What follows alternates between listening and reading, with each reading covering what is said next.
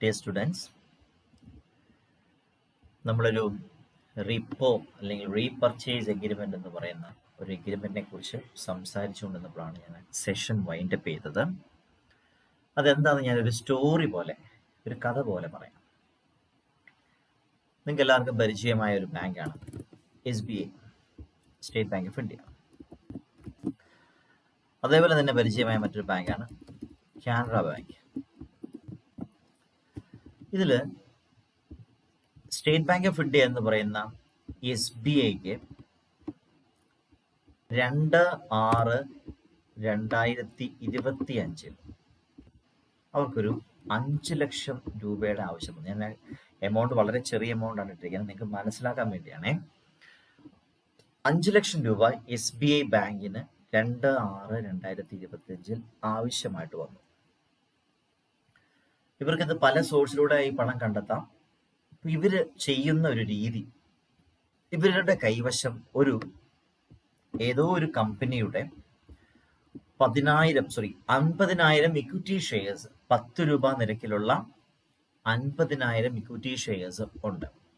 Total പറയുവാണെങ്കിൽ അതിന്റെ value എന്ന് പറയുന്നത് ഒരു 5 ലക്ഷം രൂപയുടെ ഇക്വിറ്റി ഷെയർസ് അവരുടെ കൈവശം ഉണ്ട്. പക്ഷെ അവരാ ചെയ്യുന്നൊരു പരിപാടി, ഈ സ്റ്റേറ്റ് ബാങ്ക് ഓഫ് ഇന്ത്യ തൊട്ടടുത്ത ബ്രാഞ്ചായ കാനറ ബാങ്കിൽ അപ്രോച്ച് ചെയ്യാണ്. 5 ലക്ഷം രൂപ തരാമോ എന്ന് ചോദിച്ചുകൊണ്ട് അവർ അപ്രോച്ച് ചെയ്യാണ്.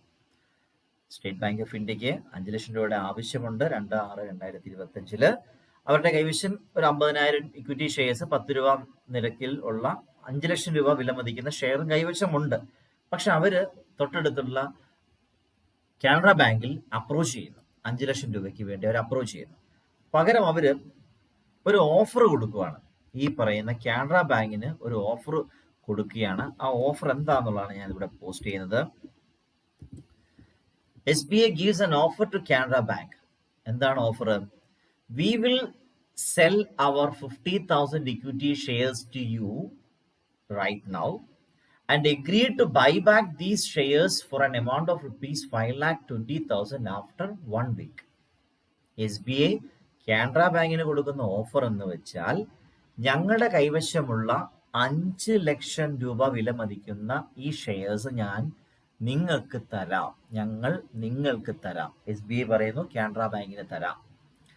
ഒരാഴ്ച ഈ ഷെയർ നിങ്ങൾ കൈവശം വെച്ചോളൂ. പക്ഷെ ഒരു കണ്ടീഷനും കൂടെ ഉണ്ട്. ഒരാഴ്ച കഴിഞ്ഞ് ഞങ്ങൾക്ക് ഈ ഷെയർസ് അതേപടി തിരിച്ചു നൽകണം. 50,000 ഷെയർസ് ഞങ്ങൾക്ക് തിരിച്ചു നൽകണം. തിരിച്ചു നൽകുമ്പോൾ നിങ്ങളുടെ കയ്യിൽ നിന്ന് ഞങ്ങൾ 5 ലക്ഷം രൂപ ഞങ്ങൾ ഇപ്പോൾ ചോദിക്കുന്നുണ്ട്. ആ 5 ലക്ഷം രൂപ ഞങ്ങൾക്ക് കടമായിട്ട് തരണം. ആ കടമായിട്ട് 5 ലക്ഷം രൂപ ഞങ്ങൾക്ക് തരുമ്പോഴാണ് ഞങ്ങൾ ഈ 50,000 ഇക്വിറ്റി ഷെയർസ് നിങ്ങൾക്ക് തരുന്നത്. അതിനുശേഷം ഒരാഴ്ച കഴിഞ്ഞ് ഞങ്ങൾ കടം വീട്ടുമ്പോൾ ഞങ്ങൾ ഈ 5,20,000 രൂപ നിങ്ങൾക്ക് തരുന്നു. നിങ്ങളുടെ കയ്യിലിരിക്കുന്ന ഷെയർ ഞങ്ങൾക്ക് തന്നെ തിരിച്ച് നൽകുകയും ചെയ്യണം. നമ്മൾ ബാങ്കിൽ ഗോൾഡ് കൊണ്ടുവച്ച് പണം കടമെടുത്തിട്ട് തിരിച്ച് പൈസ കൊണ്ട് അടച്ച് നമ്മുടെ ഗോൾഡ് തിരിച്ചു വാങ്ങുന്നത് പോലെ തന്നെ SBI അവരുടെ കയ്യിലുള്ള ഇക്വിറ്റി ഷെയർസ് ഈ പറയുന്ന കാനറ ബാങ്കിന് വിൽക്കുന്നു. ആ വിറ്റ സെക്യൂരിറ്റിയും ഒരാഴ്ച കഴിഞ്ഞ് അതിലും ഉയർന്ന വിലയ്ക്ക് തിരിച്ചു വാങ്ങിക്കൊള്ളാം എന്ന് പറഞ്ഞുകൊണ്ട് ക്രിയേറ്റ് ചെയ്യുന്ന എഗ്രിമെന്റ് ആണ്. അതിനാണ് റിപ്പോ അല്ലെങ്കിൽ റീപർച്ചേസ് എഗ്രിമെന്റ് എന്നുകൊണ്ട് ഉദ്ദേശിക്കുന്നത്.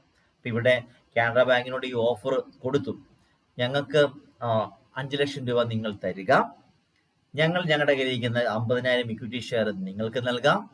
ഒരാഴ്ച കഴിഞ്ഞ് ഞങ്ങൾ മടക്കി ഈ പണം നൽകുമ്പോൾ 5,20,000 ആയിട്ട് നിങ്ങൾക്ക് മടക്കി നൽകും. അന്നേരം ഞങ്ങൾ തന്ന ഷെയർസ് ഞങ്ങൾക്ക് തിരിച്ചു നൽകുക. കാനറ ബാങ്ക് എഗ്രി ചെയ്യുന്നു. So after 1 week SBI will give 5,20,000 to Canara Bank and in return Canara Bank will give their 50,000 equity shares. ആ 50,000 ഇക്വിറ്റി ഷെയർസ് തിരിച്ച് കൊടുക്കുന്നത് ആയിരിക്കും. ഇവിടെ നിങ്ങൾ ആലോചിച്ച് നോക്കുക, SBIക്ക് ആവശ്യം 5 ലക്ഷം രൂപ. അവരത് കാനറ ബാങ്കിൽ നിന്ന് വാങ്ങുന്നു. 5 ലക്ഷം അവർ വാങ്ങുന്നു. 5 ലക്ഷം രൂപ അവര് കാനറ ബാങ്കിൽ നിന്ന് 5 ലക്ഷം രൂപ വാങ്ങുന്നു. 7 days കഴിഞ്ഞ്, ഇപ്പം വാങ്ങാൻ പോകുന്ന സമയത്ത് ഒരു സെക്യൂരിറ്റി എന്ന രീതിയിൽ ഇവർ ചെയ്യുന്ന എന്താണ്, ഇവരുടെ കയ്യിലുള്ള ഷെയർസ് കാനറ ബാങ്കിന്, അതായത് കാനറ ബാങ്കിന് 50,000 ഷെയർസ് 10 രൂപ നിരക്കിലുള്ള 50,000 ഷെയർസ് വിൽപ്പന നടത്തുന്നു. 5 ലക്ഷം രൂപയുടെ ഷെയർ അങ്ങോട്ട് കൊടുത്തിട്ട് തിരിച്ച് ഒരു കണ്ടീഷനോടെ പറയുകയാണ്, ഞങ്ങൾ ഇതേ ഷെയർ തിരിച്ചു വാങ്ങിക്കൊള്ളാം.